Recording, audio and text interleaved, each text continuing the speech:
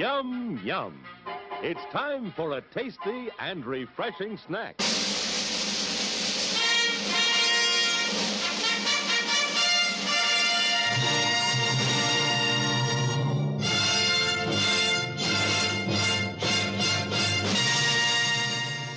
You know who I can do without?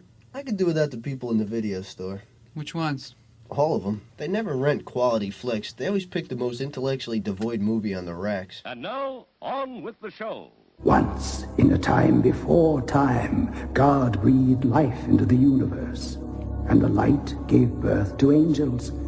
And the earth gave birth to man. And the fire gave birth to the jinn. Creatures condemned to dwell in the void between the worlds. One who wakes a jinn shall be given 3 wishes.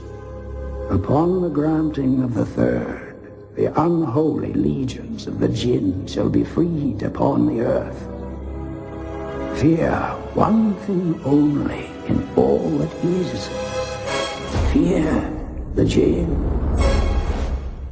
Hey guys, what's going on? You are listening to ThisWeekInGeek.net's Loose Cannon. I am one of the Twig video store clerks. I'm Mike the Birdman, but I'm not alone as I travel down the video aisles of yesteryear from big box movies you may have just randomly passed to those movies you might have seen in the theater but probably forgot about, or just a random blockbuster we feel like talking about.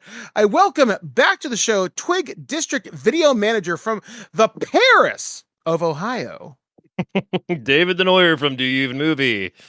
That's right, guys. So me and Dave are back here on the show. It has been a little while since we've had a chance to get together. If you've been following my social media, if you know, you know. You're a celebrity, sir. I mean, we talked about it off mic, but you're a celebrity now. Yeah, it's been kind of weird and wild, from having people lean out their cars to getting multiple high fives, and it's felt pretty cool, not gonna lie. I'm sure I'll talk about this a little bit more in a couple of weeks, because this week has been a year. Yeah. But yeah, so me and Dave are back here on the show, and the last time we got together on the show, we talked about the Critters franchise, which definitely deserves a second look as sort of a second-tier monster movie series that came out in the 1980s and 90s, with the first 2 being classics, the third one being Leonardo DiCaprio's first big movie, and then the fourth one definitely deserves a second look through the lens of science fiction as opposed to a monster movie. So tonight, we take a look at another series of 90s movies that went into the 2000s, and we're going to be talking about the Wes Craven Presents Wishmaster. This was a series of movies that had 4 sequels, and we like to talk about these movies to when we first discovered them. That's typically how this show goes. Dave does the pertinent deets on this, gives you the lowdown on everything, and we just basically talk about the movies and go back and forth. So we typically start off when we found these. And Wishmaster came out, I want to say, around 1996, 1997. 97. And 97, and I remember pretty clearly when this movie came out, because the 1990s were a weird time in horror. So in the 1990s, we saw the death of Jason and Freddy. Chucky had been killed and then brought back by Ronnie Yu with Bride of Chucky.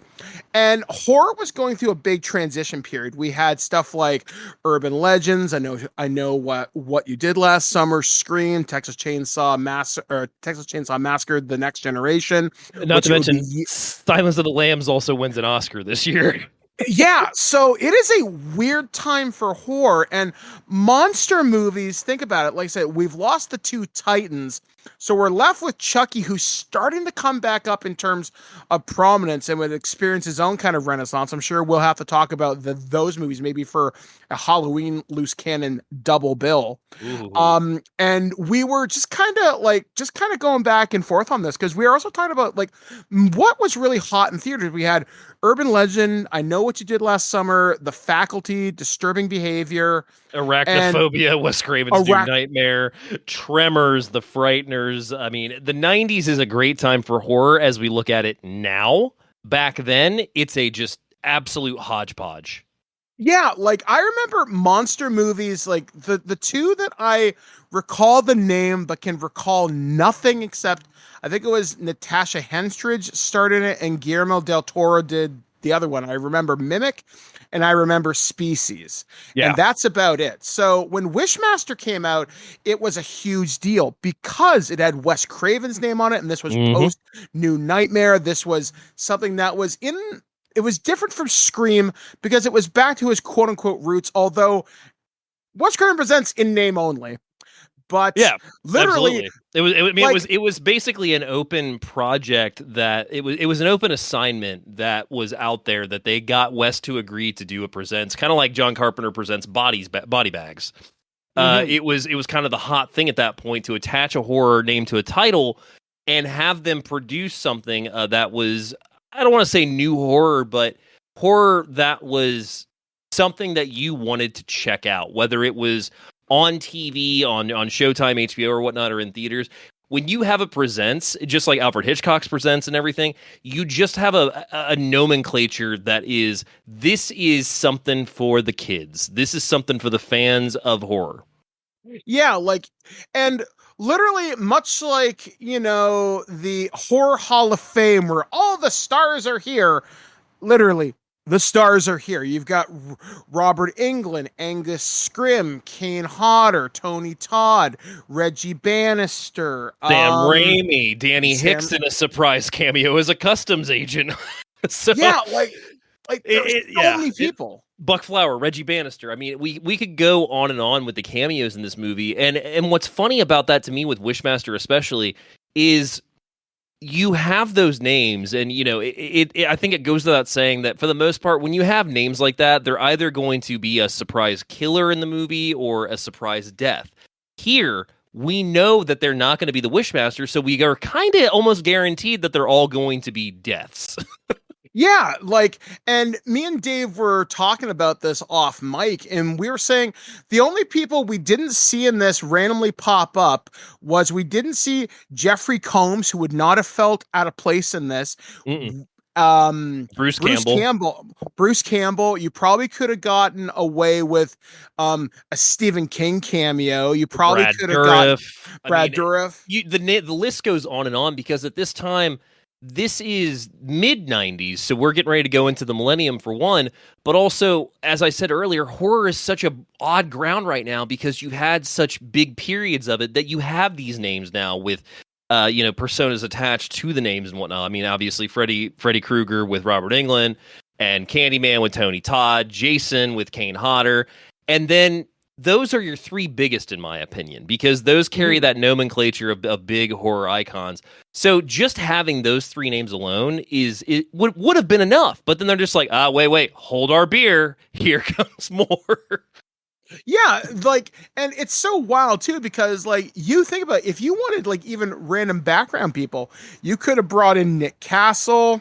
Yeah, you could have brought in the guy who played Leatherface Gunner or Gunther. We're gonna have to talk about Body Bags at some point because my favorite part of Body Bags is that Toby Hooper. I mean, given Tom Arnold's not really a horror name, but Toby Hooper and Tom Arnold are the morticians at the one point. But you also have appearances again from Wes Craven and those other people in horror. So it's just it's that same thing where I don't know what it is about a cameo, and maybe you can expand upon this, Birdman. But it's just that's the ultimate comfort food if the movie is good or bad. It's you will give a chance to a movie if it has somebody you like in it, even if the movie doesn't look good. You're just oh, well, shit, well, Nicolas Cage is in this, so it's probably going to be bad, but it's going to be fun. It's just when you see those names, when you see those horror icon names, given Nick Cage is a bad example, but also probably a great example because of how many fucking movies he's done. But, you see those names and you're just okay, well, I've got to see what this is about. And I think we can both agree, too, that Robert Englund is one of those names that has been in so many that you never really have a bad time with him. He does bad movies, but he's fun in them. Even if for example, Hatchet, he gets butchered in the first scene. Mm-hmm. Now, have I ever told you my Robert Englund story? You have, and I am very jealous because I would love to be drunk and or drinking around Englund, but also I feel like him and I would hit it off so well because he's an old Hollywood guy, even if people don't want to admit it. I mean, one of his first movies is A Star Is Born with Barbra Streisand and Chris Christopherson. Oh yeah, but Robert Englund just has so many stories because he's been around so long and he's been in everything. Oh yeah, we could do it. We could do an entire podcast episode dedicated to Robert Englund, not just because of his Freddy work. I would love to talk 976 Evil because I think that movie's under fucking appreciated. We're gonna have to talk about 976 Evil too. I'm just saying we're gonna have to. Like, there's so much that I feel this movie brings to the table because not just of, like I said, the stars are here, but the special effects crew is here. We have people who love the industry. You've got Savini, Greg Nicotero, John Beechler, like guys who worked on Friday the 13th, Day of the Dead, Dawn of the Dead, Friday the 13th, Part 7, The Thing. Like this, Kurtzman. like Robert Kurtzman is directing the fucking thing, and this is his first theatrical film, aside from The Demolitionist, which I think is like 1995, I want to say, but that wasn't theatrical. This is Kurtzman's only directed theatrical film. From this, he goes on to do, I want to say, like Buried Alive and The Rage, which are sea-shelf horror films. Like, they're the kind of movies that you'd find in a gas station. And I'm not saying that to be mean, but it's just like, one's Dimension Extreme, and one is like has the unrated title on it so big that you just know that who this movie is for. So Kurtzman being on a film as a director is a big fucking deal. And not to mention the fact, too, that he's also known for his effects. And what do we have here? Oh, look, an effects-heavy film. Yeah, and it's like me and Dave were like kind of mentioning here, like horror is in this weird transitional period now where we're starting to get into this self-aware. We're starting to move away from the boogeyman slasher things. I mean, I think Halloween HTO is probably a year or two away at this point. Yeah. So they're not quite starting to restart franchises yet, but this is a movie there are 4 sequels to this movie. The first 3 some sequels. are better than others, but you know, they're trying to do something here because like you could put Wishmaster and Hellraiser in the same category. And I'm not saying they're of the same caliber because Clive Barker, hell, there's another cameo you could have randomly fucking thrown into this. Oh God, yeah, you're absolutely right. I mean, Doug Bradley and Clive Barker. I mean, yeah, that's the thing is like horror at this time is so popping with everything because they don't know what people like. So you've got this movie where they throw all these cameos in it, and I mean, above all else, we're gonna get into it obviously, but fucking Wishmaster throws down on everything from a great villain to great kills to a solid story. Not to mention too, you also have just a perfect execution of what should be the best way I can put it is a lore film where you take a lore that most people know and you completely make it fucking terrifying. Oh yeah, like they take a simple fairy tale because at this time Aladdin had come out in theaters in 1992. I think Return of Jafar was pretty close to this time. And King of Thieves. You want to talk about an odd podcast we could do? I would love to throw down with you on all 3 animated Aladdin films because those movies are heavy in my life. But yes, you're absolutely right. You know what? That's it. We are doing Disney very, very soon. Okay. But yeah, it's like wild because, and I just had this thought because like you're talking horror brings together a very unique fandom. And I just had this thought now, and it's very timely considering what's happened in my life in the last week. Horror is like professional wrestling. Yeah. And what I mean by that is when you bring out people like your Englands, your Hodders, your like all these people know. And when you start to bring out these dark horse names like Angus Scrim, the tall man from the Phantasm franchise, it gets people excited, right? Like, and you don't know who's like, you would expect Robert Englund to be the quote unquote heel in this, the killer, but he's not. You get this wonderful performance, which I think is under fucking rated in horror in general by Andrew Divoff. This guy could have done a lot fucking more with his career because he is a wonderfully charismatic villain. Honestly, I could see him not just doing horror. I think he would be a great political thriller villain. Like I could easily see him as a bad guy on like in the 2000s. He would have fit right in on 24. He would have been a wonderful final if they had made a season 8 of Buffy. He would have been a great bad guy for that, not just Nathan Fillion as the first evil. I'm gonna make you feel real silly before you keep going. Divoff is a guy that you probably don't even realize the surface that he breaks when it comes to film villains. Do you know about the film Toy Soldiers from 1991? I've never seen it, but I've always seen the box cover. He's the main villain. He's the terrorist that takes over the boarding school in that movie. So 91, he does that. And then a personal favorite of Enrique and I, Extreme Justice in 93, he plays a dirty cop.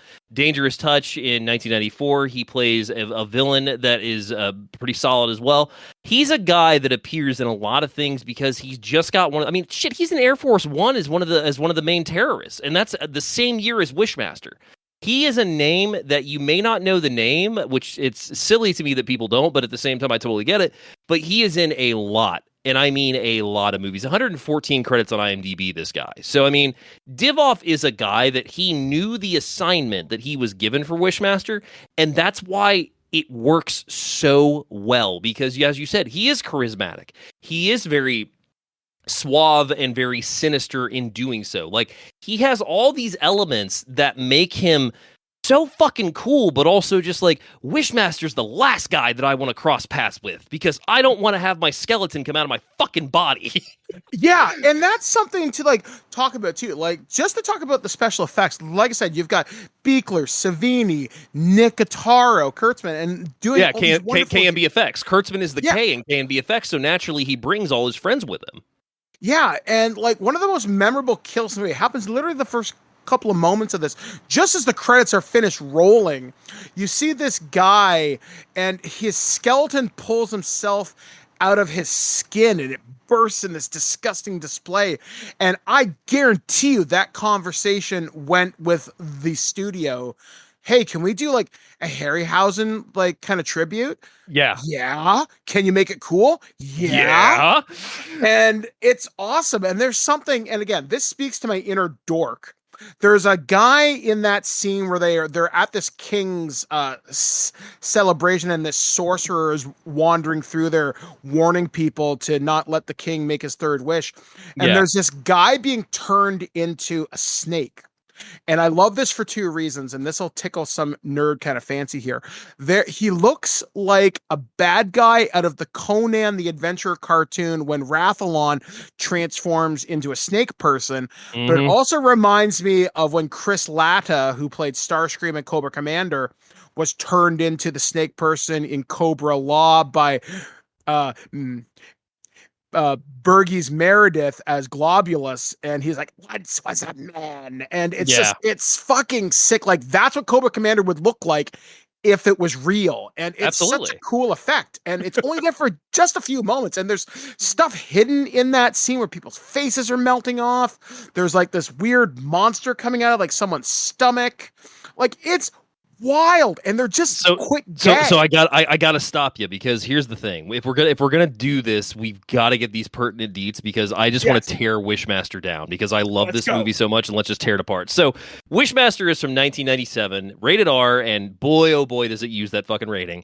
1 hour and 30 minutes. As I said earlier, the film's directed by Robert Kurtzman, and we have Andrew Divoff, who plays the Djinn.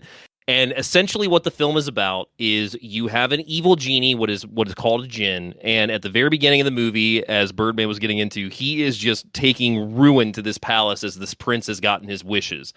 And the djinn gets captured in this jewel. He is then put into the statue. The statue is bought by an art collector many years later, who is played by Robert Englund. One thing happens to where a guy's drinking on the job. The statue falls. The jewel is released. This guy takes it to a pawn shop. The pawn shop owner takes it to a jewel specialist. And when they examine the jewel, it releases, it kills this guy that this woman's dating, or I say dating, but they make that very clear that she's not. Alexandra, who ends up getting access to the djinn, and the djinn wants her to make the wishes. Now, correct me if I'm wrong, Birdman, she does not make any wishes at all, right? She does make two. She makes two? Yeah, she asks she asks him to tell her. Oh, yeah. Okay. So I'm wrong. So she makes some wishes, And then she won't make her third wish, which pisses the djinn off because his job is not done. So then he just makes her life a living hell trying to get this third wish out of it. So Wishmaster is an evil genie that has to be defeated. The only problem is he's so fucking powerful they don't know how. And as much as his power level is literally in the realms of OP, he's clever. He's very clever. And the thing that makes Wishmaster a very unique villain is a simple person could beat him if you word things carefully. And yes, we've all sat around and had that thought experiment, like, well, what would I do if I was given 3 wishes? And we always think, well, how would I word it so I wouldn't get fucked over? Because we've all heard of the monkey's paw. We've all seen that episode of Treehouse of Horrors with the Simpsons. And you always think about, well, what would I want? And there's just the way the djinn asks you, and you don't even have to ask directly.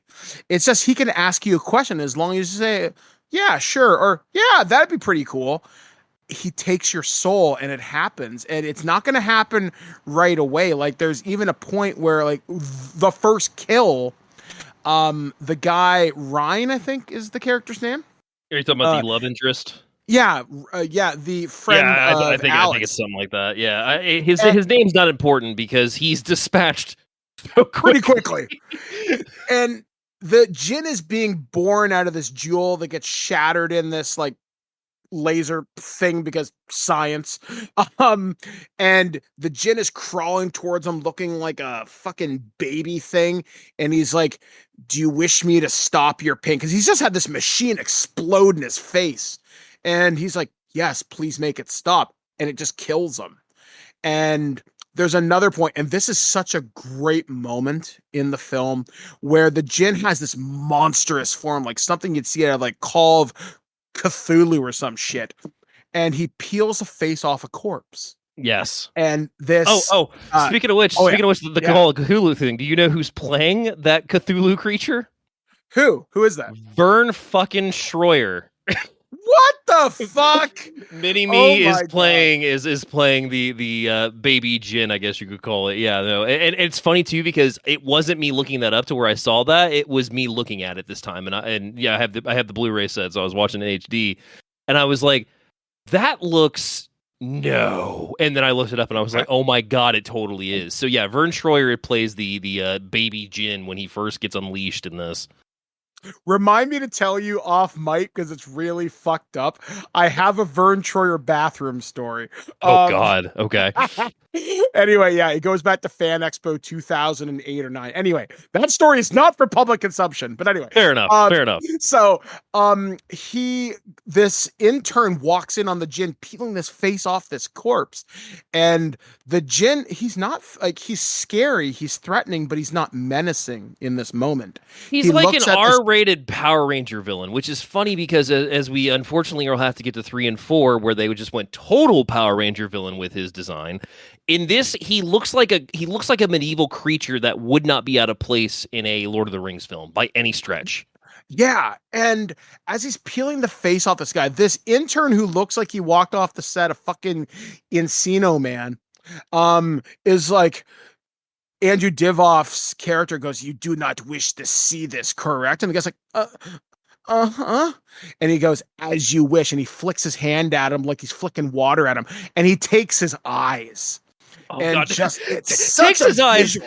Takes his eyes is not exactly explaining it, Birdman. His eyes fucking turn around in his head with the skin of the back facing out towards his eyes, basically get completely turned around and sealed up. Yeah, it is a vicious effect. I mean, and it's not even something that would kill you. It's something that tortures you, because this is a creature that delights in fucking with humanity. Sometimes he'll kill you straight out. Well, and you just reminded me that so we actually skipped over something that we normally talk about. When was the first time you saw Wishmaster? Because you just reminded me of mine with us talking about this scene. Okay, so first time I saw Wishmaster, so I grew up in a town of like 25,000 people, but surprisingly, we had a really good video store right by my like high school. And I remember, I think it was either Gamma Video or Hollywood Video before it became knockoff Blockbuster, but I remember renting it not too long after it came out. And I want to say I remember showing this to my girlfriend at the time because like, oh, cool, Wes Craven presents. I'm like, all right. Wes Craven presents, yeah. So we grabbed this movie and we're like, what the fuck are we watching? And I remember it being such a thrill because I'd seen Candyman a couple years earlier with a friend of mine who lived across the street, who we scared the shit out of her with like a butter knife. I'll tell you that story later. And I just remember it was like reliving the 80s, but with a bigger budget, bigger special effects, and a sense of fun I hadn't seen since Friday the 13th Part 6, with a touch of Nightmare 4, with just a little bit of Freddy's Dead mixed in there. And what I mean by it is it was very self-aware, it was funny, but it also knew when to crank up the menace at just the right time, which is why I think does it. Like, Kurtzman knew how to play this script well. And I really look at some of the reviews that were given to this movie at the time. This movie was very unfairly judged. Absolutely. And I loved just the sense of fun it brought to the table because at the time, I thought Scream was fine. I had fun with it, but I wasn't like, ooh, Ghostface is the be-all and end-all. And I know what you did last summer was fucking Captain Highliner with a hook, so fuck off.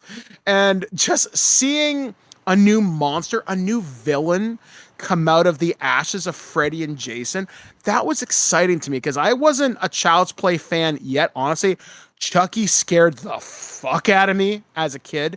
It wasn't until Chucky became funny that I really started to appreciate him, and now I appreciate almost the entire series. Yeah, I get that. Wishmaster had scratched an itch I didn't know that I had, and when I saw Andrew Divoff play the Djinn, he has this very unique inflection of how he says, as you wish. And literally, wish. And literally since the 90s, whenever I say that to someone, I'm using that inflection because I'm that big of a loser and a dork. But I love that thing because there are certain things that monsters say or killers say from these horror movies that we identify. Like whenever you hear someone say bitch, especially in our little friend group, Dave, you think of Robert Ingham, you think of Freddy. Like, yeah, of course. Or when you hear someone scream in a very angry manner, you might think of Captain Rhodes from Day of the Dead or something like that. There's certain lines in horror movies or inflections that stick with the fandom forever. And as you wish, it's such a simple phrase, but it absolutely is. It stays with you because there's that cultural phenomenon with it. Cultural might be the wrong word to use, but Wishmaster was a movie that played on TV a lot, and I think because of that, I've been surprised by how many people that are personal friends or just people I know in that sense that have not necessarily talked about it with, but it's come up in conversation, even in just passing, to where it's just like, oh no, people know Wishmaster. And I think it's just because when you have an iconic delivery of a villain, of a horror villain in this sense, it sticks with you because the Wishmaster he's, if there's a Mount Rushmore, this is always a debate that comes up and, who's a Mount Rushmore of horror, who's going to be on it. I don't think Wishmaster's going to be on it necessarily, but he absolutely could be a runner-up in like the top 10. Oh yeah. Like I would consider Wishmaster low B, high C tier villain. Oh yeah. For sure. And the thing is with Wishmaster, I got to thinking who would be, and we're going to talk about this at the very end of the show, so percolate this thought now. Mm-hmm. If you did a Freddy versus Jason, I have his opponent, and I'm going to pitch a movie to you, but you're going to think about it now over the next hour and change. Okay. Wishmaster versus Pinhead. Now percolate on that. So how did you discover Wishmaster? So Wishmaster came to me in a 2001 DVD compilation that I think many horror fans had or knew of called Boogeyman, the Killer, Yeah. I think the Killer compilation. And that featured the likes of your typical people of Leatherface, Freddy, Jason, Michael. And then they also had some B players on there, like Leprechaun was on there. A killer, I can't think of his name, but he's in a movie called The Ugly was on there. And Wishmaster was on there. And the scene that they showed for his featuring, if I remember correctly, is him getting his persona of Nathaniel Demarest, which is where he takes the eyes of that guy and he's got the little thing and whatnot. So that was the first, experience I had of it. It wasn't until I popped in my double feature of Wishmaster 1 and 2 DVD that I watched it in its entirety for the first time. And I know I got that DVD most likely from a place that is no longer with us called Second Time Around, which was a local swap shop that I've discovered many movies from, thank God. But Wishmaster was like a $5 title. I remember that specifically. And I had known that this was a big horror movie in regards to the fandom of horror that was in it and all the insane and graphic and out of their fucking mind kills and the performance by Divoff. So I had some preemptive scenes that I probably looked at on YouTube as well as caught on Sci-Fi over the years. But I remember finishing Wishmaster and just being like, this movie's going to be with me forever. And lo and behold, it still is. Because when you said you wanted to cover these, I was just like, well, it just so happens that I bought the Vestron video release of 1 through 4. Oh, we're going to talk about 3 and 4, huh? So, I love the Wishmaster series, especially 1 and 2. Yeah, it's kind of cool because, again, to go back to the fact that this is sort of a character they wanted to franchise and ultimately did to diminishing returns. But it's such a cool design, and it's a role that really, and we'll get into it as we get into Wishmaster 3 and 4 in just a couple. Divoff is this character. No, he absolutely is. And it's that charming charisma, that subtle menace.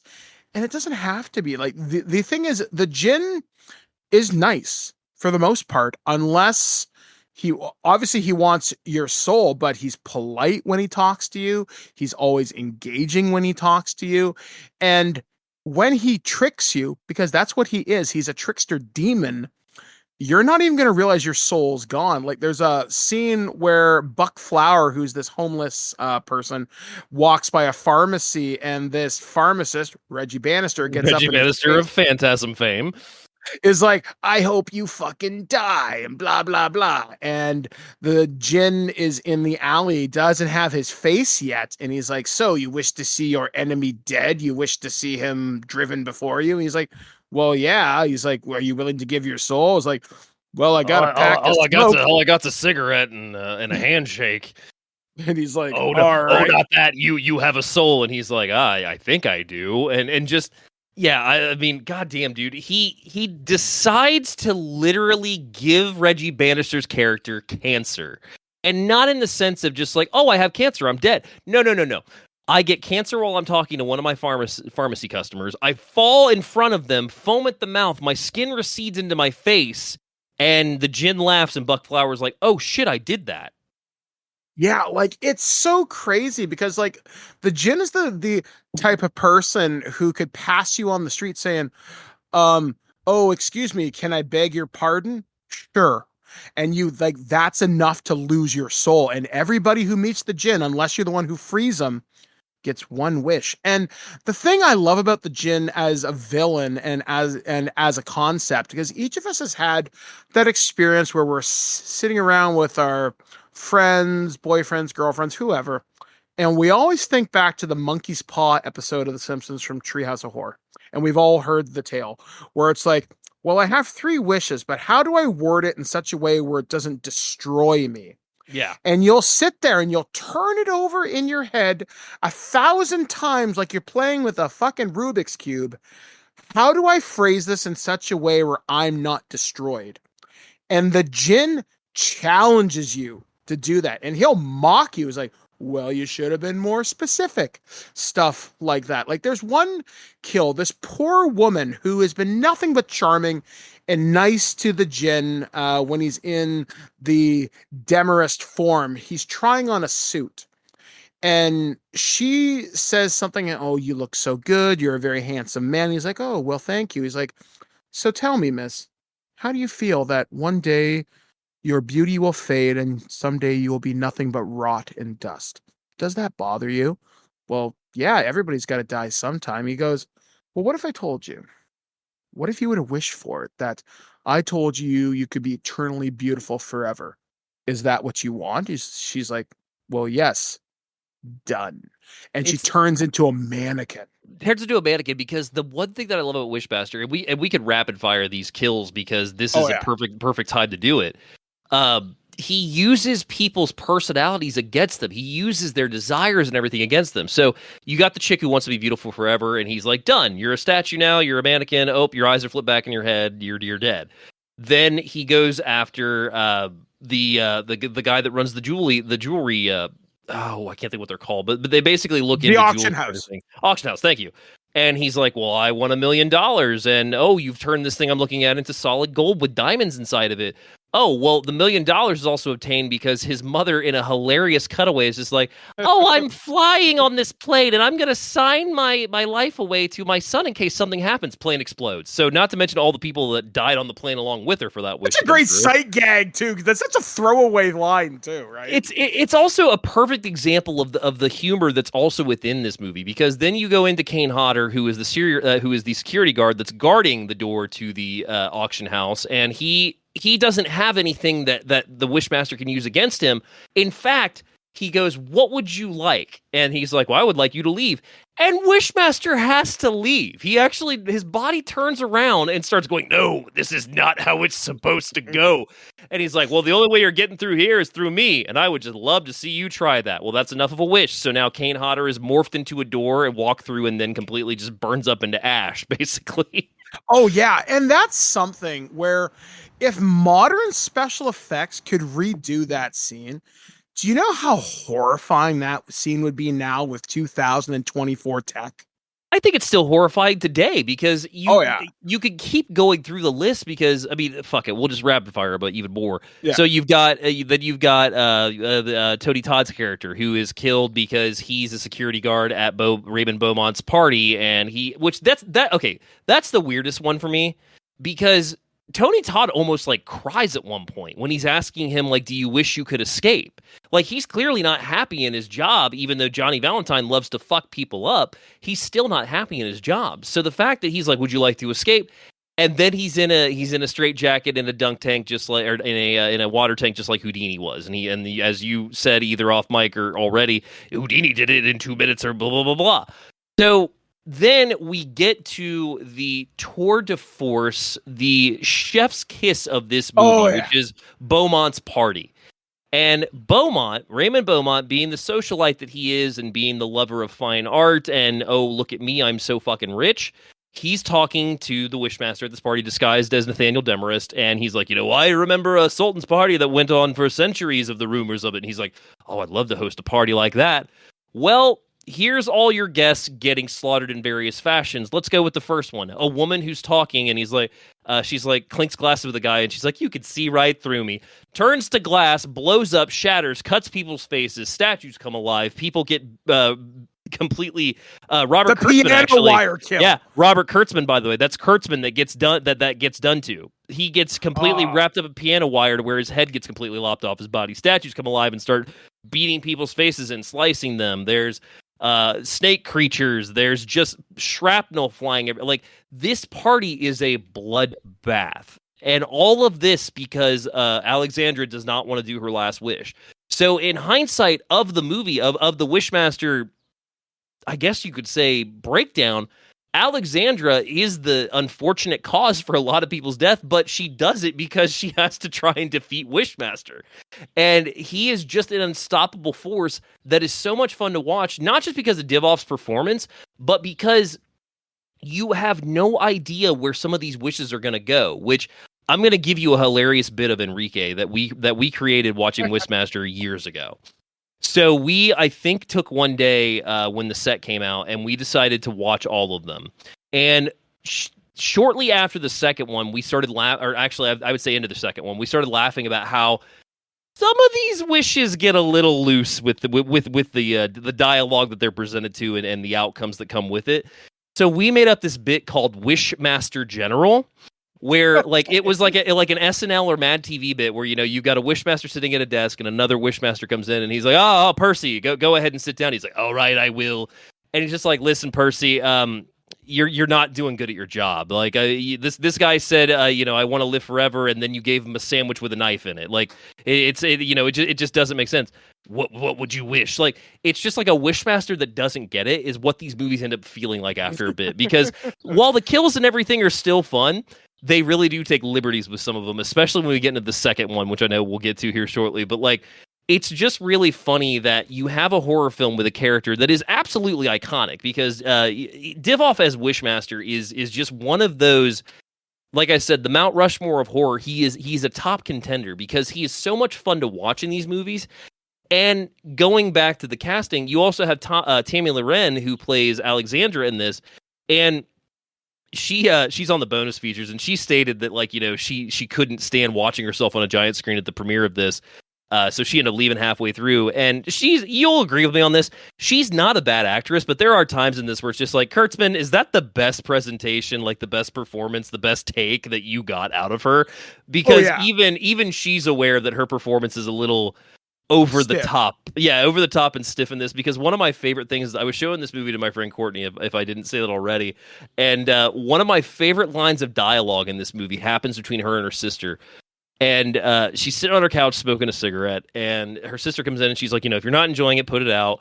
And they get into a little thing of like, how's it going? And she's like, you have to stop, you have to stop worrying about it. You got me out. You got me out of the fire. And then Alexander fires back with, yeah, but I didn't save mom and dad. So there's just this whole soap opera moment where clearly her parents have died in a fire.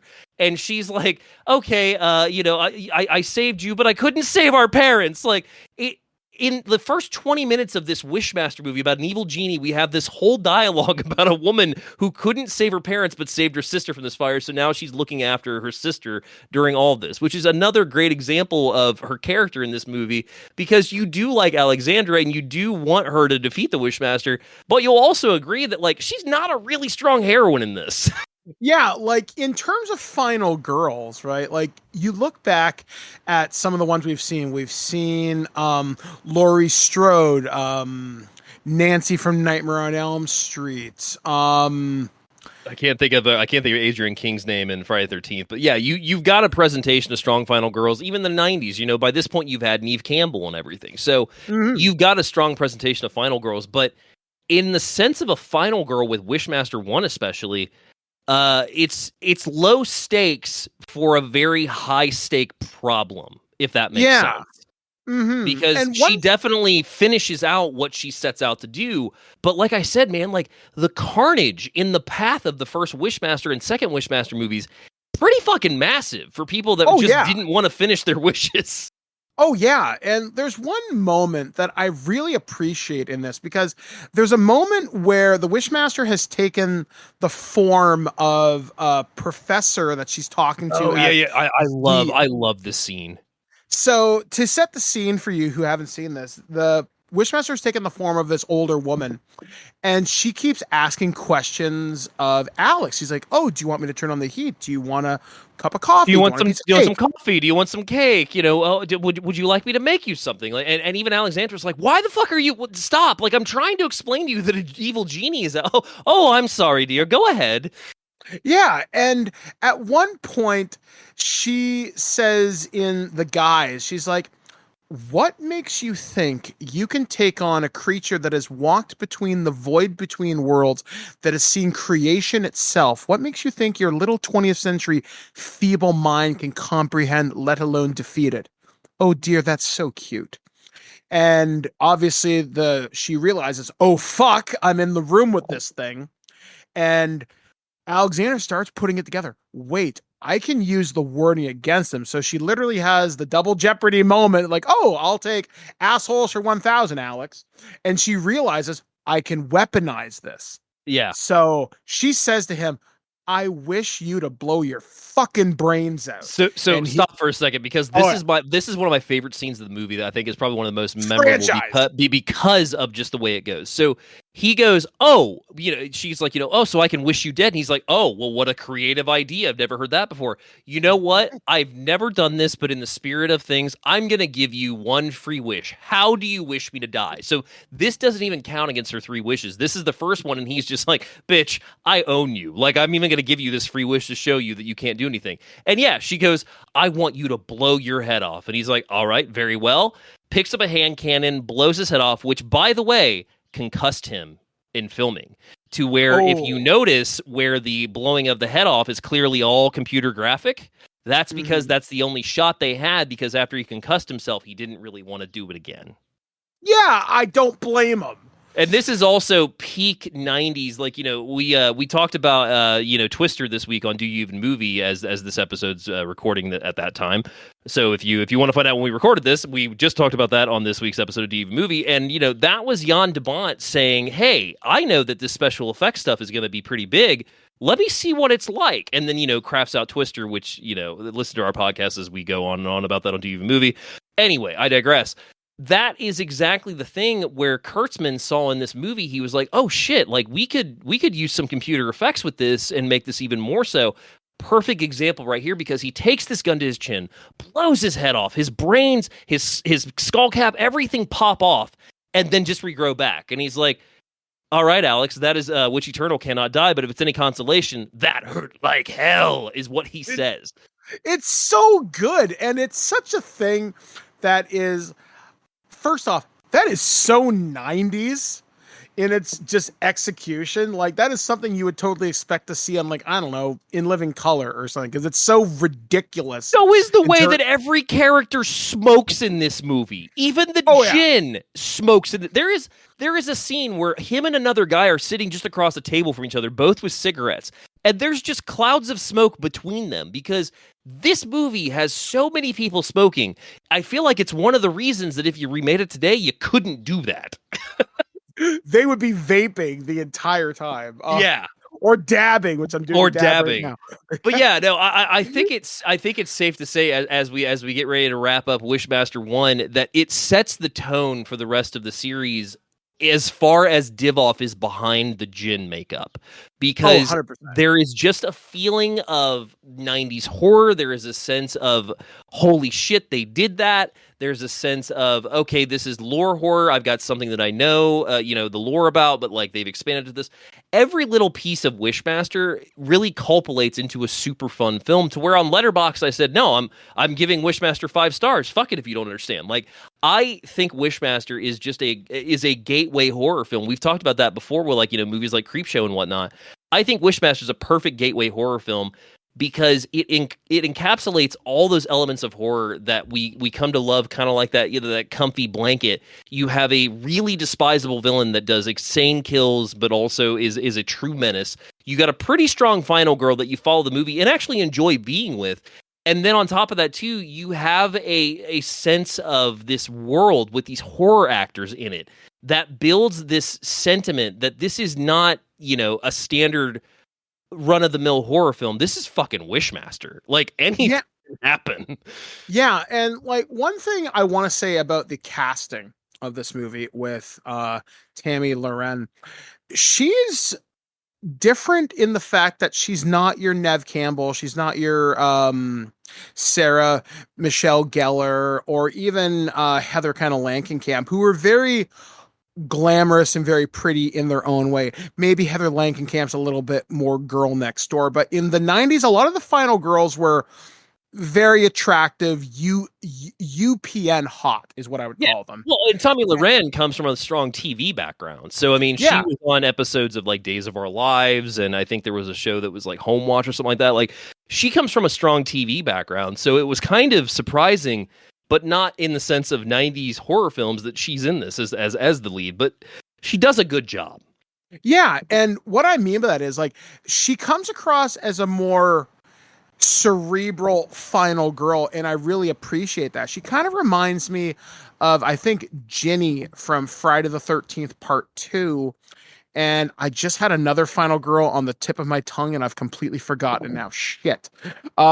It'll come I'll go with Kyle at Child's Play too. We've mentioned Chucky. Yeah. I think Kyle, Christine, oh god damn it, what's her name? Anyway, I think Final Girls are all represented differently in the best ways possible, and I think she's no exception. Yeah, like there's something about this performance that I really dig where like you don't have to look like you belong in a Ralph Lauren underwear model to be this ultimate badass. Like, and that's what I really liked about her. She was smart. She defeated the Jinn by being smart. And it was such a clever way. Like the movie ends with her saying, I wish so-and-so had not been drinking on the day of the job, and then it all gets redone again, and the thing gets delivered. And beautifully wrapping up the movie where we pass back to the Jinn in his domain, which let's take a second and talk about his domain real quick, because I do want to highlight that, because I think it's one of the most terrifying scenes of the movie. So one of Alexandra's wishes is that she wants to see where the Jinn comes from.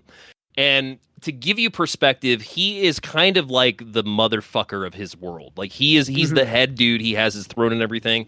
So we go to this very Clive Barker-esque, which, given the writing was Peter Akins, who did Clive Barker's Hellraiser, completely makes sense. Go to this Clive Barker-esque red domain that has a giant throne, people being tortured, set apart, faces ripped off, bodies being pulled. And she is in this domain and has no way out because she wanted to see what it's like. So then at the very end of the movie, when he's back in his domain, we just cut to Wishmaster holding his jewel, just being like, any minute now. And he's just stuck in this statue for God knows how long. And he's like, meh! And then it just ends. Like it just ends, yeah. It's so good.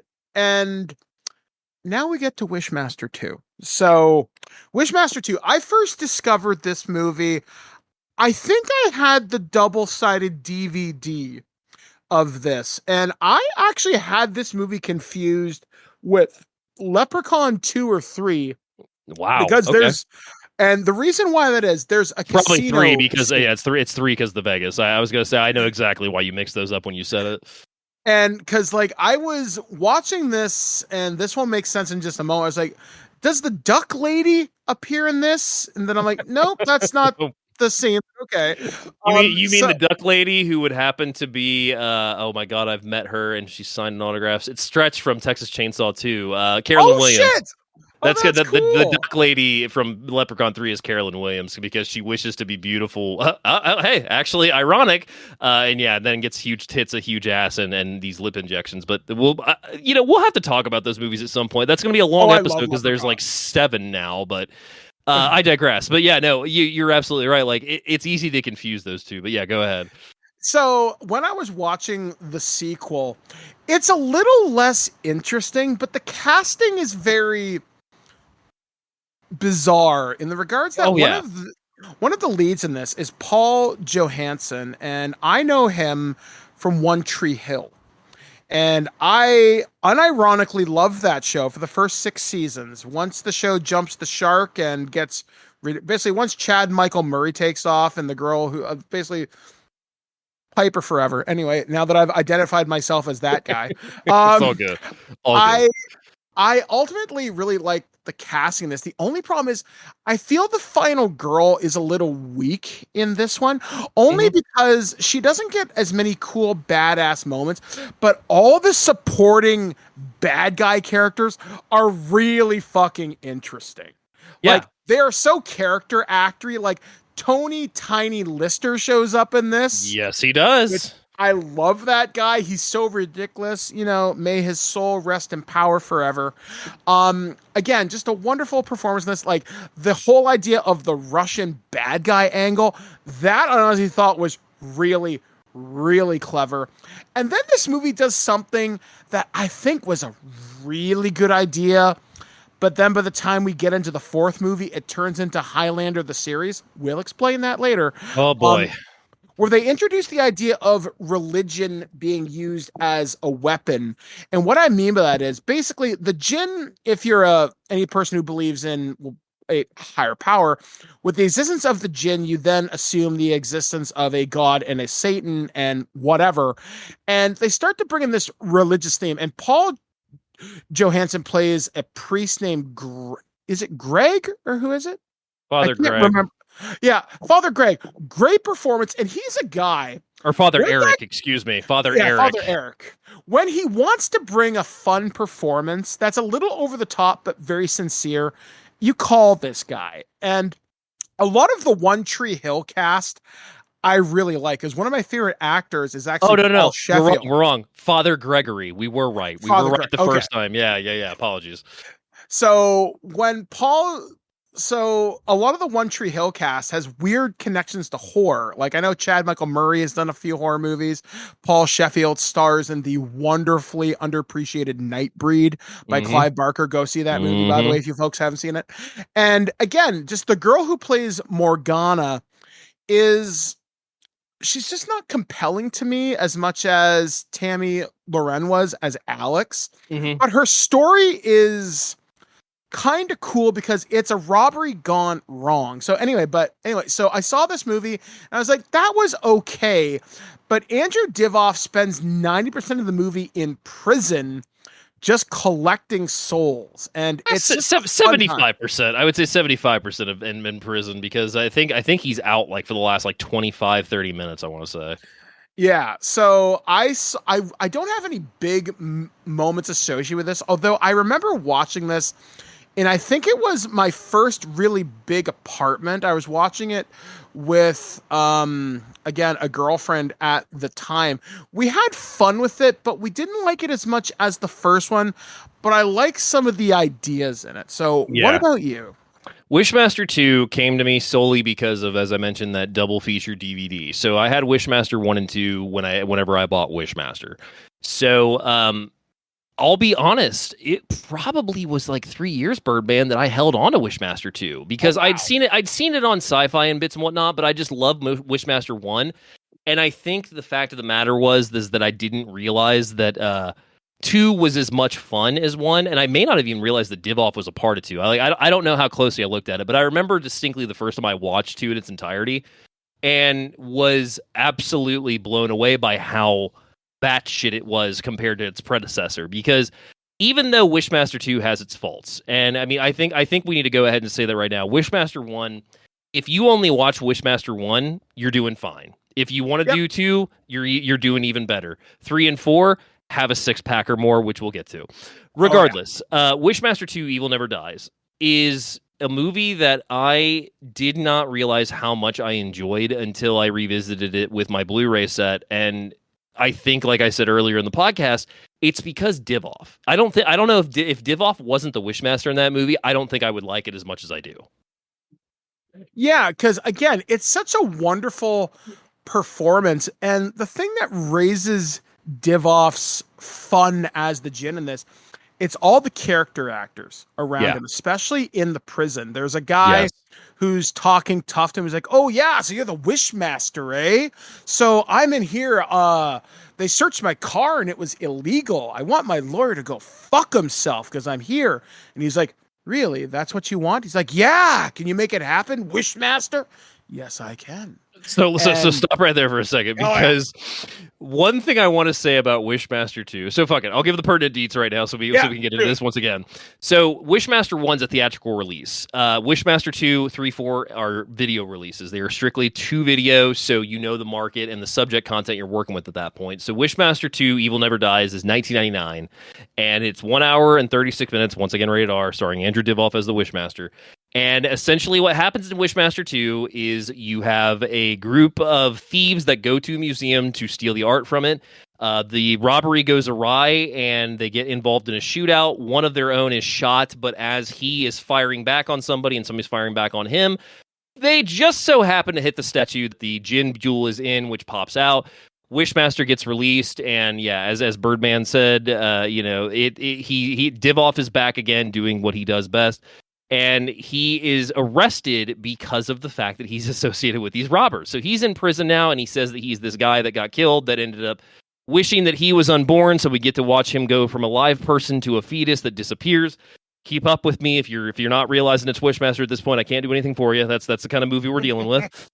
And then the rest of the movie is he's basically in prison until he is released because he escapes with this Russian guy. He goes and starts this casino in Vegas, and he's collecting souls because of it. And Morgana, who is one of the thieves that survives, decides that she's going to become a nun to defeat him with the help of her ex-boyfriend, Father Gregory. Yeah, and it's wild because they start to add more stuff to the Jin lore. Absolutely.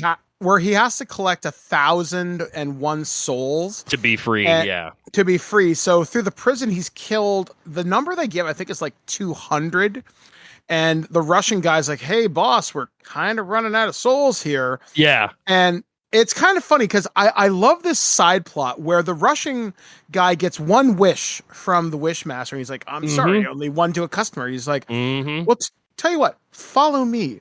So he goes to this Russian guy's hideout and he starts tricking people into wishing. And he says to the Jinn, he's like, "Well, I technically got my wish." He's like, "What do you mean?" He's like, "Well, they wished for that and I got what I wanted. I win, you win." And he's like, "Asshole, that's not how this is supposed to work." That's not how this works. Yeah. And he gets kind of pissy at him, but he's like, "You know what? You're useful. I'll let you live for now."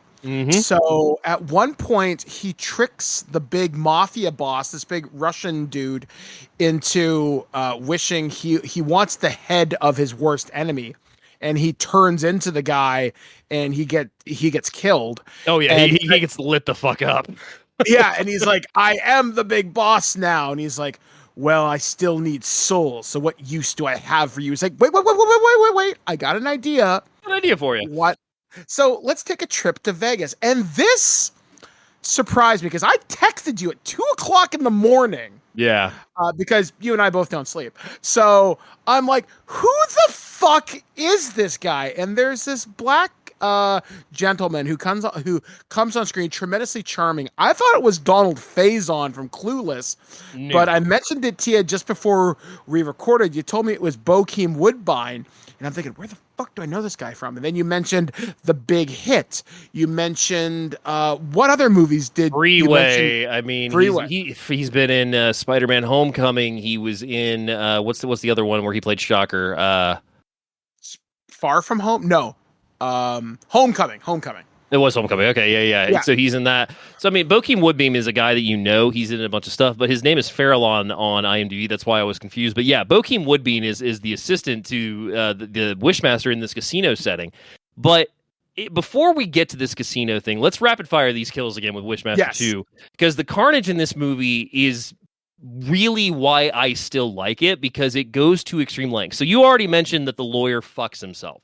Yes. Yeah, that's a funny Not kill. only does he fuck himself, we see him fuck himself, which is basically where, and I love the way the scene's presented, because the guy is like, "Oh, well, my lawyer screwed me. Like, I've been set up. Like, I want him to go fuck himself." And he's like, "All right, wish granted." So it just so happens that as he goes to see his lawyer's like, "Man, I am sorry. Like, I missed something when we were in this case. Like, I think I can get this case thrown out." Wait, what? And we watch him basically completely fold into a pretzel and exactly fuck himself to death. So that's just one, and not even the first one. So we see the guy get turned back into a fetus and then disappear because he wishes he'd never born. We see one guy when Wishmaster's in the holding cell, and he's like, "Oh, you're the Wishmaster. All right, well then I want to walk right through these bars. I want to go right through these bars and out the jail." So then his body is pushed violently through the bars without separating and everything. So he is just made into a fleshy, crunched bone mass. Then you've got one guy who's like, "Well, you're the Wishmaster. You're selling on my turf.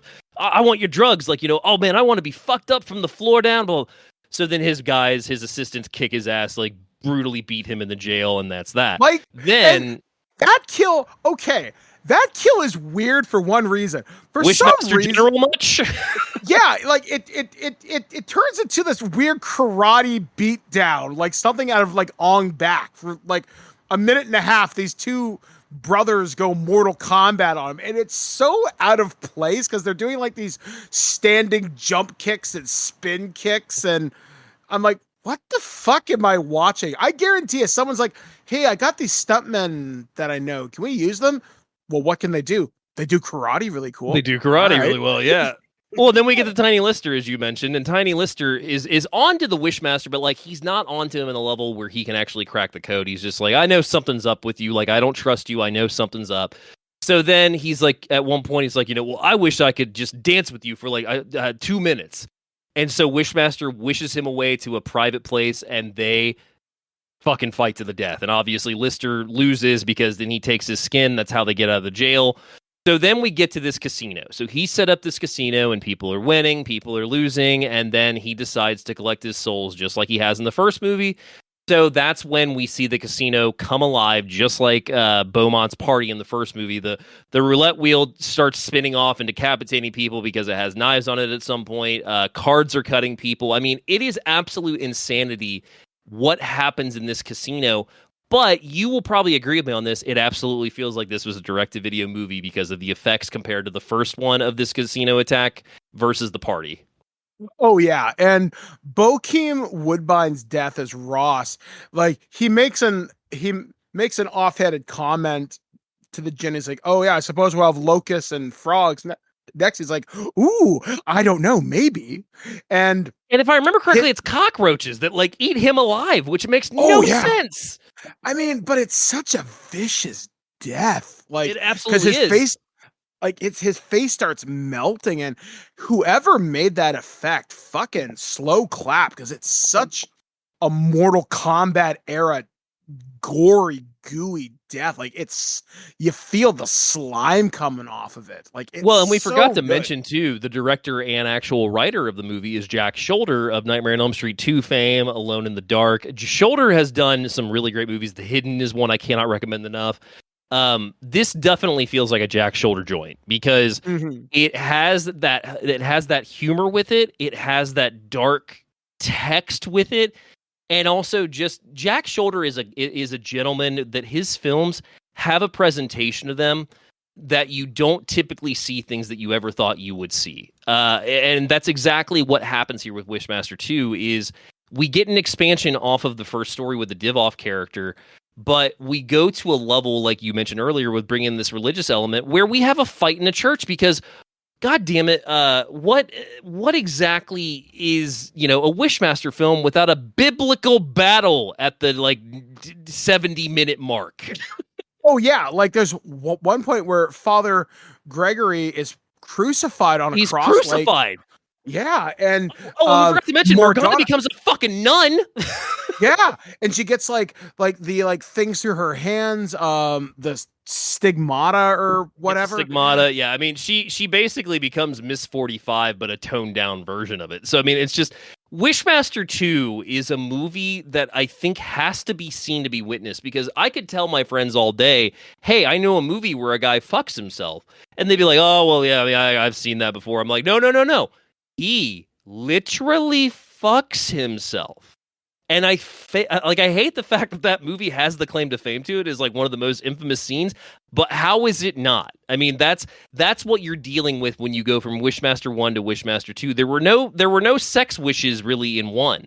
So you then kind of establish here where the rest of this is going, which as we wrap up 2 and unfortunately get into 3 and 4, it makes sense that this is the Wishmaster 2 we got that leads into 3 and 4.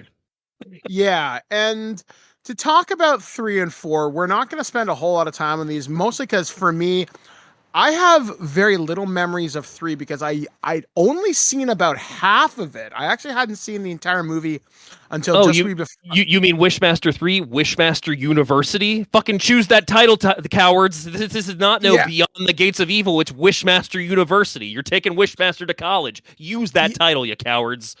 Which they actually filmed this in Canada. This was filmed back to back with the other one in Winnipeg, which is cool. So go them. But the thing that really I like about Wishmaster 3 in a weird kind of way is it feels very much of a relic of its time. And what I mean by that is, God, you're so right. If you told me this was a extended episode of Buffy the Vampire Slayer or Supernatural or more hardcore X-Files, I would believe you because the special effects and the kills are just not there, but it feels like a TV movie, which it is because this was direct to video. It feels very much like, I would say, mid-tier sci-fi budget, maybe very high tier Asylum, if I'm being really generous with it. I know for a fact that 3 and 4 played sci-fi a lot, and I would not be surprised if they may or may not have been original movies. I didn't actually look that up, and I don't think they were, but it has that absolute feel to it. You're not wrong. Yeah. And it's just the way that it's shot, the way that the camera moves, and even the soundtrack and the actresses and the actors that are in it. None of them are bad, but because this was filmed in Canada, it would not surprise me if these were actors that you may have seen on Smallville or Stargate SG-1 or any of the WB or UPN shows that were airing at the time. This movie feels like Canadiana through and through. Although I know the girl who plays Diana, she went on to a fair degree of success with, I think, Criminal Minds or something like that. Yeah. Or something like that. Anyway, but the thing that I love about 3, and I will actually defend this movie on this part, is they evolve the religious concept a little bit further, and I really like what they do with this. And what I mean with this, there's actually go for the pertinent deets, and then I will throw to this because I think I could make a fairly compelling case to why this movie does have an interesting point. I don't doubt you can, but let me tell you, before I get to the pertinent deets, when that scene happens, my friend Courtney and I, who I showed all 4 Wishmaster films to over a series of 2 nights, when that scene happens, we had to pause the movie because I laughed so hard, and she did too, because it was just like, you've got to be fucking kidding me. So Wishmaster 3, Beyond the Gates of Evil, is a direct-to-video release from 2001, 1 hour and 29 minutes, and directed by Chris Angel. No, not that Chris Angel. Wicked freak! Chris Angel directs 3 and 4, and just to give this man a little bit of explanation and background, he is the gentleman responsible for the Fear 2, aka the Fear Resurrection, the evil tree person movie that if you've seen Fear or Fear 2, I don't know if you have Birdman, but they're definitely worth a watch. Fear 2, aka Halloween Night, aka Resurrection, happens to be one of Enrique's absolute favorite. He actually has a poster in his hallway. But he directs that in 1999. Before that, though, in regards to his directorials, he did not really do anything except for a short. And then 2001, 2002, he does 3 and 4. Now, what happens after he does this, which is why I believe he never went back, he goes on to be an editor for bonus features for DVD, Blu-ray releases. Does like the behind the scenes on Secondhand Lions, he's the editor on that. Leon the Professional bonus things, he's the editor on. He basically got a name in the industry because he started doing a lot of editing on bonus material for big time releases. So once he proved himself as a director, they were just like, hey, you want to do this? And I think that's what happened, is he just never looked back. But so Wishmaster 3, Beyond the Gates of Evil, is the story of a college student who works at this department with her professor, who she may or may not be trying to have an affair with her, and he ends up getting in his possession the gem that has the djinn in it. That's a hard thing to say. And lo and behold, the djinn gets set free. The djinn's like, hey, I like the look of your body. I'm gonna take it. So now he's disguised as this professor the entire movie, and is going after this chick menacingly because he wants her to make the wishes, of course. So then, spoiler alert, halfway through the movie, she decides to summon the Archangel.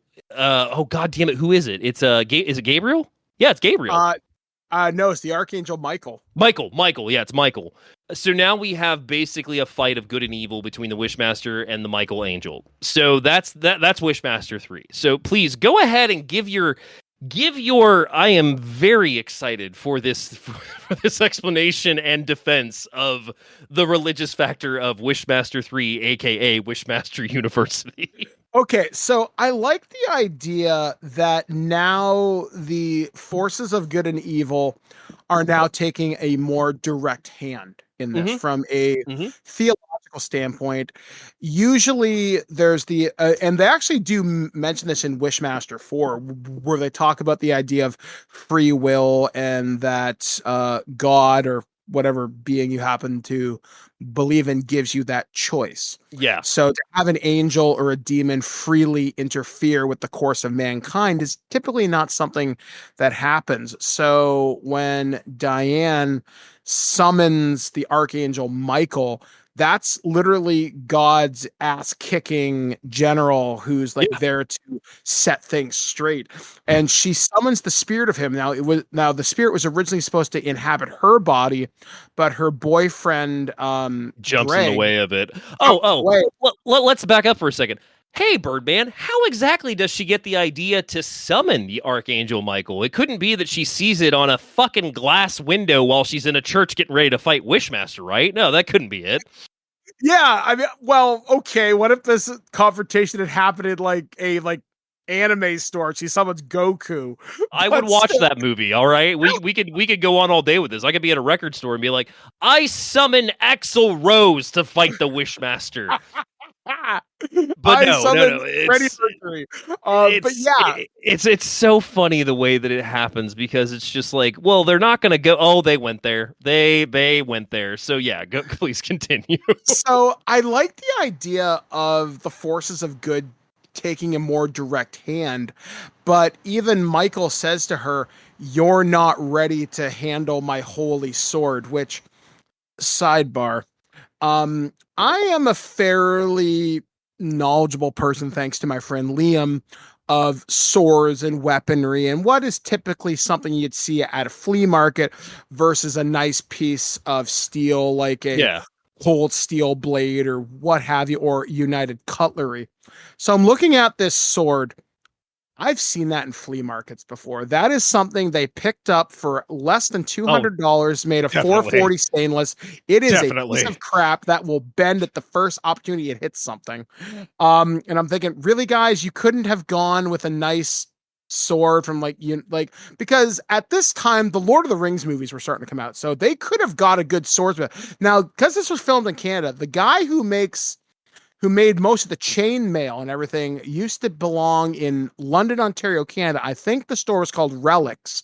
Did a lot of the chain mail work and a lot of the weaponry for the Lord of the Rings movies, and probably expensive but high quality craftsmanship. So I guarantee you they went down to a flea market and bought this. So great, whatever, you're going to save a few dollars. But I like the fact that they did this because I think it's an interesting idea.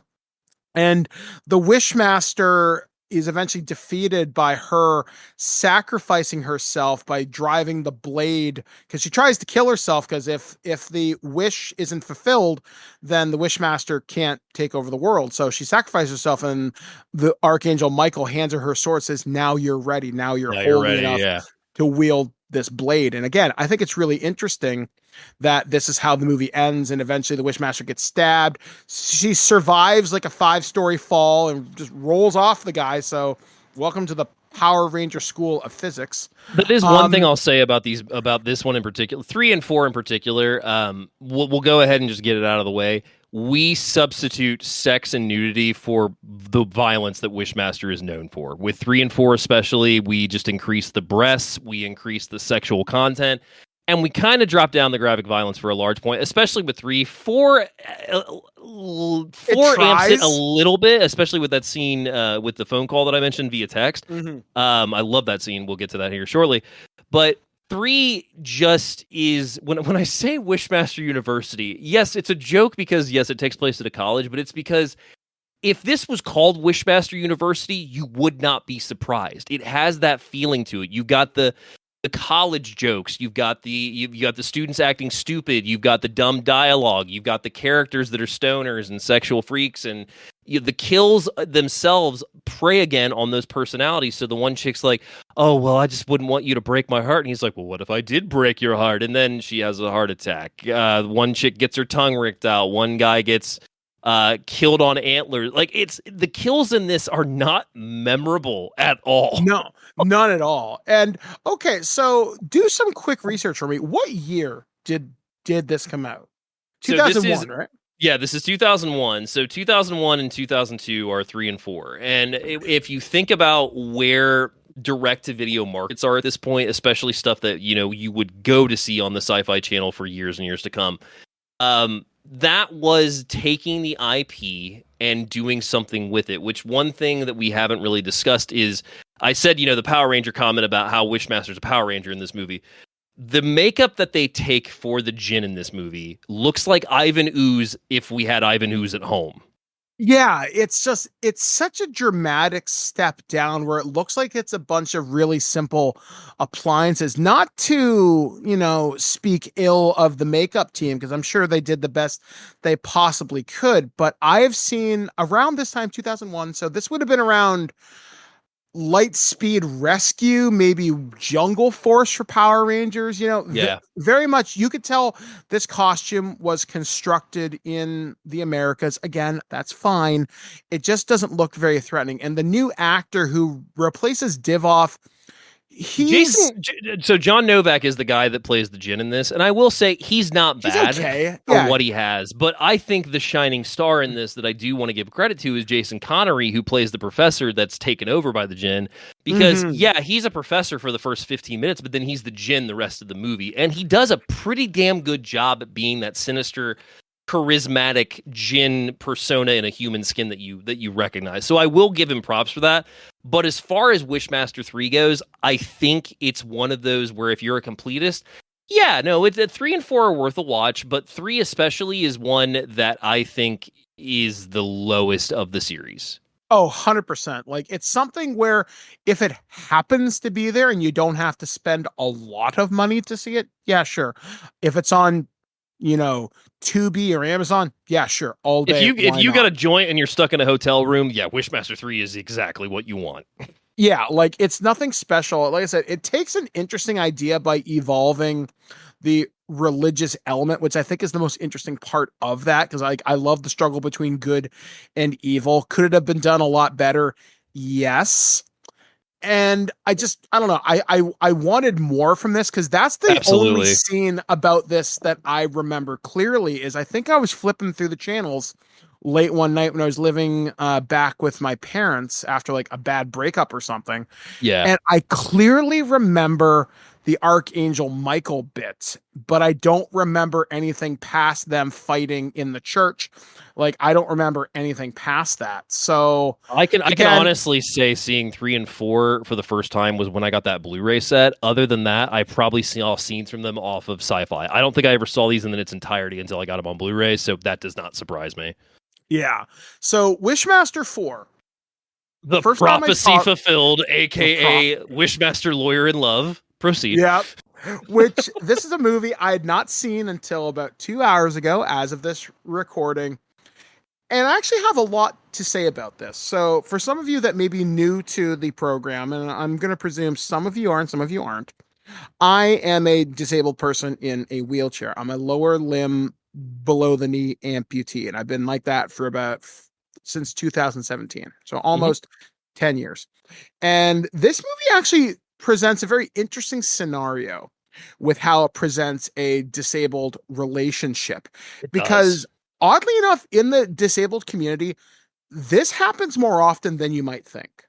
So I would be very curious to know how the writer and the directors went about researching the script as it was written, because it hits a lot of very interesting points where I've seen other marriages and relationships fall apart because one partner may be paralyzed, or maybe they have sexual dysfunction in their relationships. And there used to be groups on Facebook and on Reddit where you would read people that were having very similar problems because they couldn't perform with their partner, their marriages were degrading, or they had grown distant and apart. And it's like I said, like, this is a very interesting look into disabled life that not a lot of people really kind of know about. Although the character Sam, who's the person who suffers the disability in this, is frankly a very unlikable character during this entire thing, because I think that's a problem with 3 and 4 in general. I don't think there's really a lot of likable characters. Yeah, like, it's terrible because all he does is, like, him and his girlfriend, I can't remember the girlfriend's name, and that's terrible. She and him, all they do is have Lisa, by the way. Lisa. And I remember my wife had walked into the room while I'm watching this. I'm like, oh, look, people having sex. She's like, oh, that's a thing. And it was more graphic than I thought it was going to be. It is. No, it absolutely is. I was like, oh dear. So I was like, okay, sure. And it's like this, like, Wishmaster, it didn't need the sex to be interesting. Sure, you can have, your titillating breast shot, fine, whatever. If that's what gets butts in the proverbial seats, go for it. But it didn't need it. Wishmaster survives, I feel, on strong lore, a compelling villain, a good final girl, and creative kills. Where 4 falls apart is it over relies on sex. The violence feels disjointed. Yeah. But the thing that I think saves Wishmaster 4 in some ways is it presents a very interesting scenario. Because I think the story as a skeleton is very interesting. And what I mean by that is, Wishmaster, actually, why don't you sum up the deets, and then I'll give you how I see this deconstructed as a creative writer. So Wishmaster 4, aka The Prophecy Fulfilled, is 2002. It is 1 hour and 30 minutes, rated R once again, directed by Chris Angel. And I'm going to go ahead and read the synopsis because this is somebody that wrote this on IMDb. Lisa Burdley owns a boutique and lives with her beloved boyfriend, Sam, who becomes crippled and very bitter after a motorcycle accident. Sam's lawyer, Stephen Verdell, has a crush on Lisa. The Wishmaster possesses Stephen's body, and he tries to grant 3 wishes to Lisa to release the Jinn demons and start the Armageddon on Earth. However, when she tells Stephen, "I wish I could love you for who you really are," her third wish is a paradox since it depends on herself to be granted. The Wishmaster unsuccessfully tries to seduce Lisa. Yeah, I'd say that's a pretty accurate description. I don't know where the idea came from where Wishmaster has to fall in love, because that's kind of what this movie plays out as, is because he has to basically convince her to love him for who he is. And it's an interesting paradox, but what the actual fuck? See, I kind of like it because of that, because you see the Jinn character almost become sympathetic. Yeah. In a way, because you see him start to experience human emotions, and at one point he offers her basically the second in command, to be his queen or his consort of hell, saying, "Look, Lisa, the world's going to end, but it doesn't have to look like this fiery hellscape." And he transports her to this very picturesque pond, which was actually filmed in Winnipeg, which is a very famous kind of landmark if you happen to be from the area. He's like, "This can be paradise for you. It doesn't have to be this bad place, but I need you to love me for me." And she's still in love with Sam, but she's also had all these experiences with this Jinn as Stephen, where she is conflicted. And I like the idea of turning a villain into almost a sympathetic character, because the Jinn here could have turned against his nature. Obviously he didn't, but you see elements of that. And I love a good redemption arc. I do. Yeah. And to see this Jinn saying, like, because all these evil genies show up and say, "Why haven't you fulfilled the prophecy?" He's like, "Look, man, I'm trying. You got to give me some time." Yeah. But he's like, "She's done something and I need some time to figure this out." And even he is conflicted at times, but eventually he has to give into his more evil, sinister nature. He's like, "Yeah, look, Lisa, you've got friends and I can make them hurt too."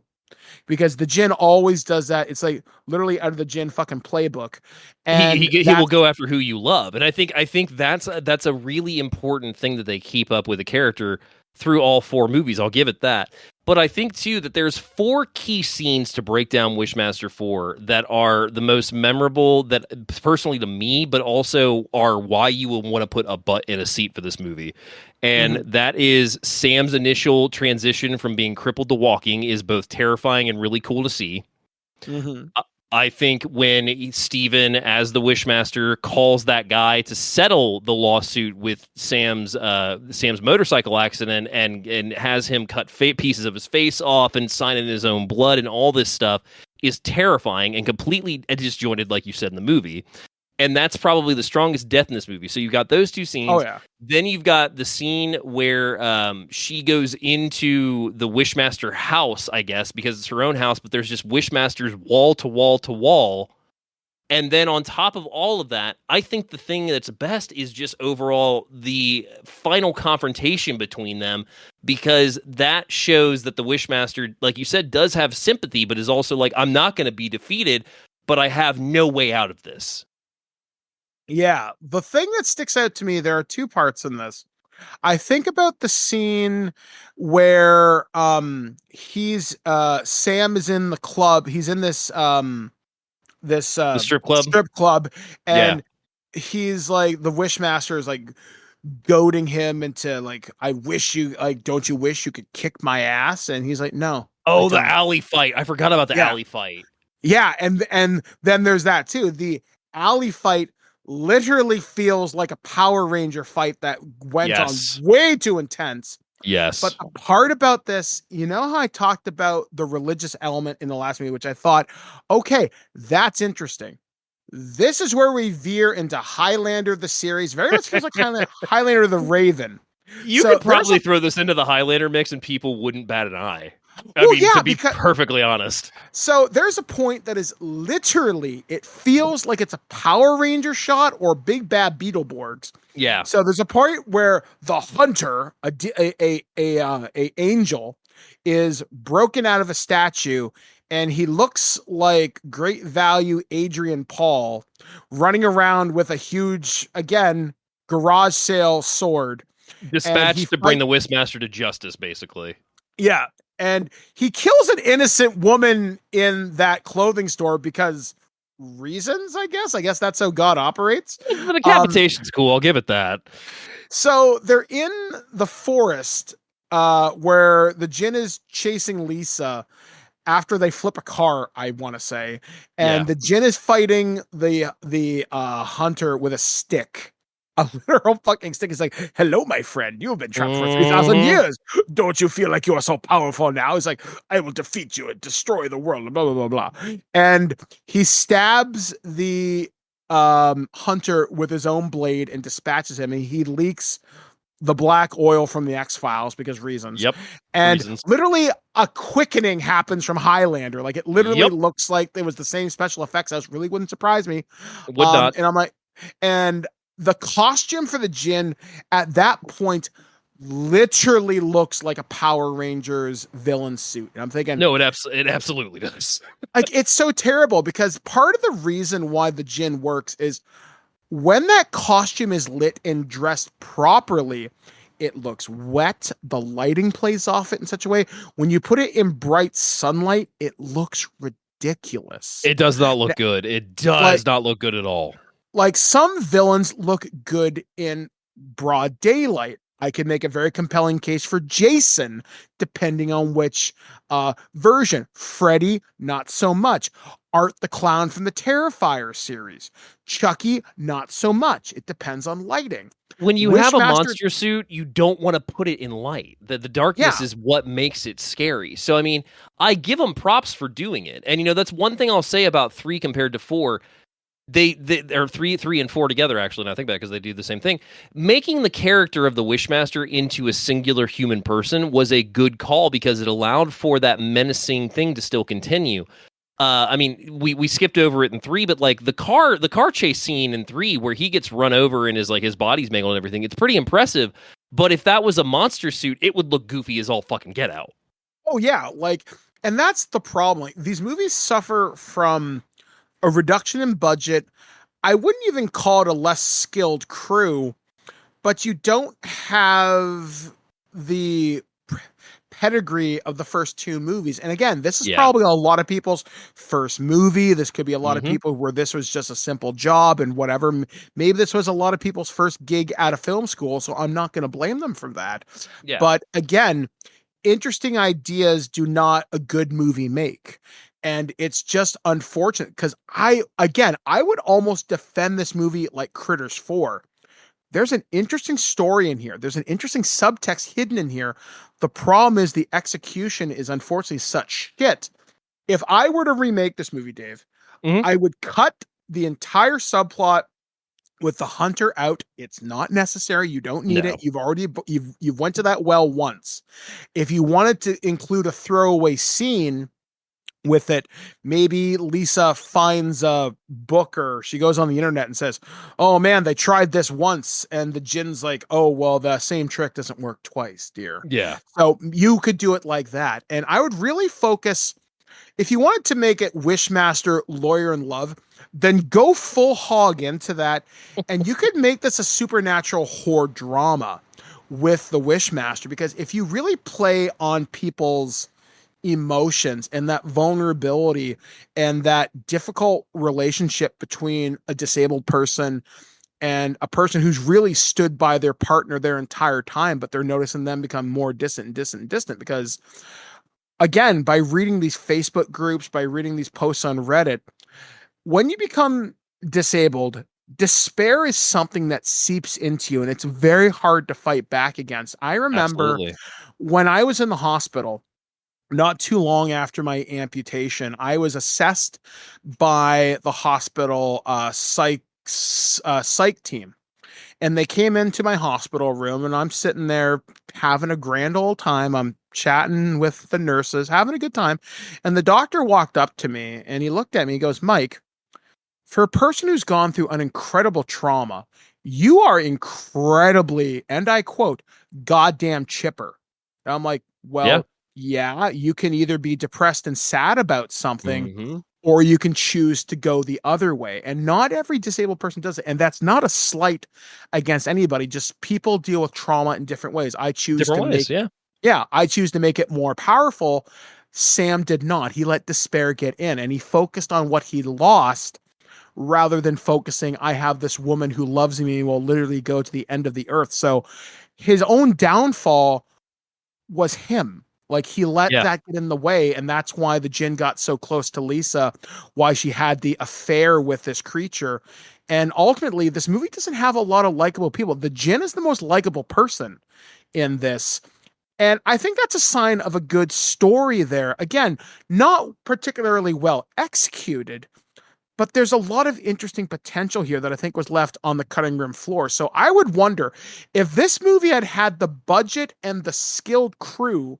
I'm not going to say Wishmaster 1, because that's just not going to happen. No. But Wishmaster 2, if it had had that quality of a good director, a good script doctor to punch things up a little bit, and a good second unit, maybe even Andrew Divoff, if you could get him back in this role, I would even give this guy a second shot at it. The original Wishmaster 4 guy, if he wanted to redo this, although I'd be very curious to see what that cut would look like versus the Andrew Divoff.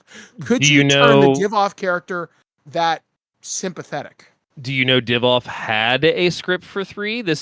Now, given this is an IMDb fact, but who knows? We'll see.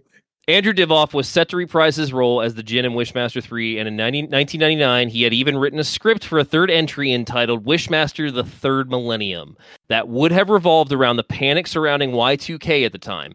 Divoff's script would have opened with an American warship getting struck by a missile in Asia while a meeting at the UN is interrupted by creatures coming to life and tearing apart the crowd. According to an interview with Divoff, a lot of thought was put into his script, but when he presented the script to the producers, they turned it down, feeling it was too ambitious and expensive to make, so they went with Alex Wright's script instead of Divoff. He read it, hated it, and left. I don't blame him. I really don't. I don't either. I mean, and I think that sums up right here where he kind of saw where the Wishmaster movies were going, and I think honestly that's why we haven't gotten to 5 or 6, is because 3 and 4 just they're not great. They're not great. Yeah. 1 and 2 are fantastic. I think they're absolutely watchable, but 3 and 4 they're just not great. Yeah, like there are moments of interesting ideas, but again, a moment does not compel you to watch for 90 minutes. It does not. Very rarely. So as we begin to close this out, I mentioned to you a while ago, think about this. What does a potential Wishmaster next movie look like? And I was going to pitch to you a versus movie, like Freddy versus Jason.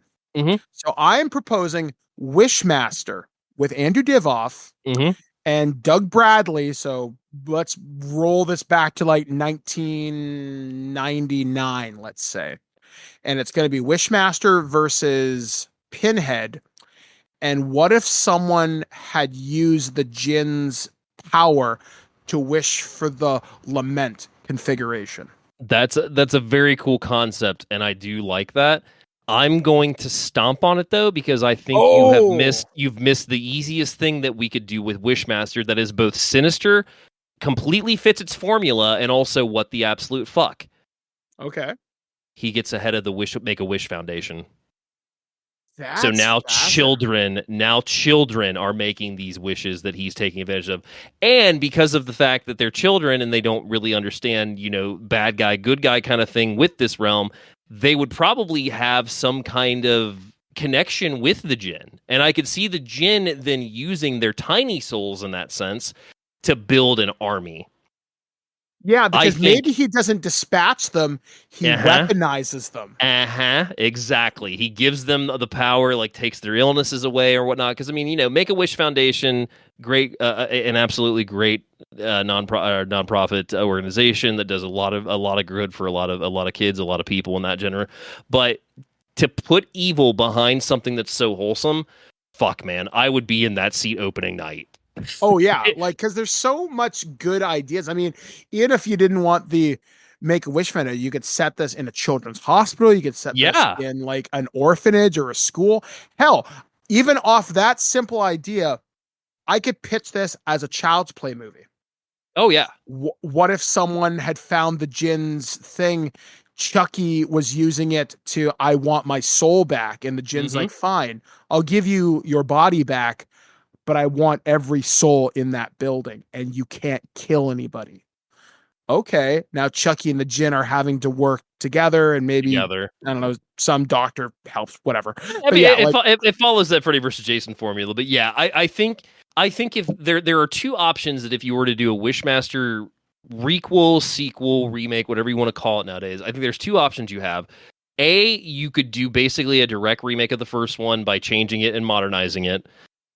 B, put the Wishmaster in charge of some kind of organization, of some kind of group, to where he can regroup an army of people of a I don't want to say common, a common facility in that sense, but more so just has the ability to take advantage of something that's so wholesome and fuck it up just in that Wishmaster fashion. I would be all in. Now, who would you choose to direct it? I would like to pick the director of the person who did the most recent Candyman. I can't think of her name, but yeah. No, you're not wrong. Shit, if I'm gonna go for a director of a Wishmaster movie, fuck it, I'm gonna go for broke Mike Flanagan. Mike Flanagan just has an understanding of the horror genre to a degree to where when he did that sequel for The Shining, Dr. Sleep, Mike Flanagan immediately won me over with the Stephen King adaptations. But he's such a little kid in a grown-up persona with his horror element building that I think he understands the formula and he would have an idea as to where to go with it. I've really not seen anything of his that I didn't like. So give me Flanagan or give me death. Now, I know exactly who I'd want for the special effects team because they work with what they got. The crew behind the Terrifier series. Nice. Okay. Yeah. Damien Leone would definitely put some good people on that. I would agree with that. And I think the Wishmaster, honestly, I think it is due for a revival. If we can't get Andrew Divoff, I think there's a number of people that could easily pull it off. I think you probably have to go with someone fairly unknown, but just to bring in the modern crew of people before they're gone.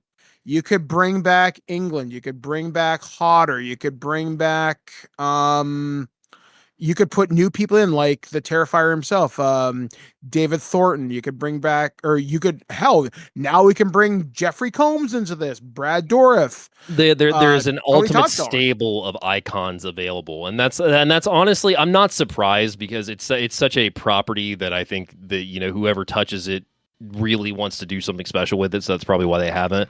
But there's got to be a point where something Wishmaster, if not Wishmaster adjacent, comes out. Fuck, give me a novelization of Divoff's script. I'll read it. Yeah, or put that in like a comic book form or something. Yeah, there's actually a newly released novelization of the Wishmaster movie that I have on my wish list that I want to get that wish list. That's funny. So yeah, ultimately, I think the Wishmaster series, definitely the first two are worth watching. Yeah, 3 and 4. If you've got nothing else to do, you're completist. watch them with an open mind, and I really invite you to look at the subtext in Wishmaster 4, especially when you look at it through the lens of disability and looking at it through the lens of what does that do to a person? Because again, could not have said that better. Like, I think there's such a wonderful idea in there. I just wish it was better executed than what we got. So you wish it was better, Birdman. I do wish. So the next time here, me and Dave take on Loose Cannon as we enjoy the summertime movies, the summer of horror, as you will, which is just seems to be the movies that you and I cover. We'll cover a little bit more wholesome stuff in the future, I'm sure. Oh, absolutely. I'm down. I am down. Like, me and Dave were talking about doing this for a while. There are 2 movie series we are going to be taking a look at. First one we're going to be taking a look at, because we both have access to this wonderful box set. We're going to be taking a look at the Phantasm movies, which I have only seen the first 3. So I'm really okay. So I'm looking forward to doing that. And then Dave, I do believe you're still tracking these down. Actually have them. So if we want to move that to the next episode, Enrique has graciously decided to loan me Trancers 1 through 3. So I would be happy to grab those from him, and we could dive into those. It's completely up to you. But yes, we are going to be talking about Trancers and Phantasm on whichever episode comes next. Yeah. So guys, we are going to be facing the tall man because we are going to go face some Trancers. We're going to not have wet hair because we're not squids. It's going to be a good time. I'm so looking forward to this. So Jack Death and the tall man. Jack Death wins, but it's going to be a good goddamn time. So for us here at This Week in Geek and Do You Even Movie, we have been David Denoyer. I've been Mike the Birdman saying, be kind, rewind. And we'll catch you guys again next time right here on ThisWeekInGeek.net. Spare me, child. Behold my true face. Oh my god. Yes, the shit just hit the fan, didn't it? Let's get this over with, shall we? Make your wishes. 3 wishes, Alexandra. Doesn't that intrigue you? Just a little. Anything you want. Anything? You ask for anything. I must grant it. A trip to the moon. A visit to Pharaoh's Egypt. What happened if I wished you dead? Why, how remarkably original, Alexandra. I'll tell you what. I'll give you 1 free wish. A sample. Get you into the spirit of the game. All right. I want you to destroy yourself. Blow your brains out. Right now. Very well.